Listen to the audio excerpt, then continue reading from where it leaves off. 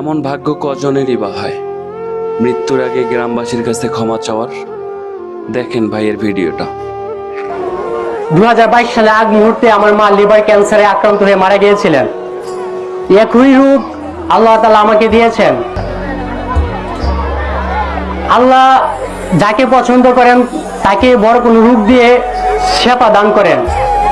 আমরা সকলেই বলি আমিন। আমার গ্রামবাসীর কাছে আমার একটাই অনুরোধ থাকবে, হয়তো আমি আল্লাহ তাআলার কাছে আমার সুযোগ আছে তওবা করার, আমি তওবা করব, আল্লাহ তাআলা আমাকে মাফ করে দিবেন হয়তো। কিন্তু এমন কিছু গুনাহ আছে, এমন কিছু পাপ আছে যেগুলো হয়তো আমি আল্লাহর কাছে ক্ষমা চাইলে আল্লাহ আমাকে কখনই ক্ষমা করবে না, যতক্ষণ না আমার গ্রামবাসী, যতক্ষণ না যাদের কাছে আমি অন্যায় বা আমার হক, যাদের হক আমি নষ্ট করেছি, এরকম কিছু ছোট বা শস্য দানার মতো কোনো কিছু যদি আমার থেকে থাকি, কারো কাছে একটা আম মন্দ কি বা সাময়িক শস্য দানা ফল বা কোনো কিছু যদি আমি কারো কাছ থেকে বন্ধুদের আড্ডায় মজা করে মজার ছলে যেভাবে হোক কারো কাছ থেকে যদি আমি সে হকটুকু আপনাদের নষ্ট করে থাকি, তাহলে আপনারা আমাকে নিজ করে মাফ করে দেবেন ইনশাআল্লাহ।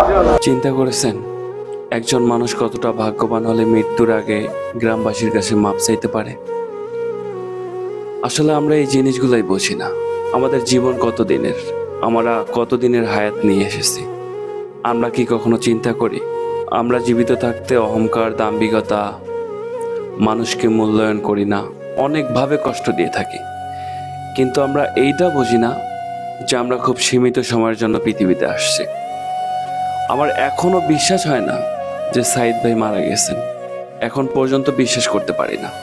কিন্তু দেখেন, এই মানুষটা আমাদের মাঝে নেই, কিন্তু আমাদের মাঝে আছে শুধু ওনার কথাগুলো। এটাই। তাই জীবনে এমন কিছু ভালো কাজ করো এবং এমন কিছু করতে হবে যেটা তুমি মরার পরে মানুষ তোমার গুণগান গাইবে, তোমার মরণ নিয়ে আফসোস করবে। জীবনে এমন কিছু করো।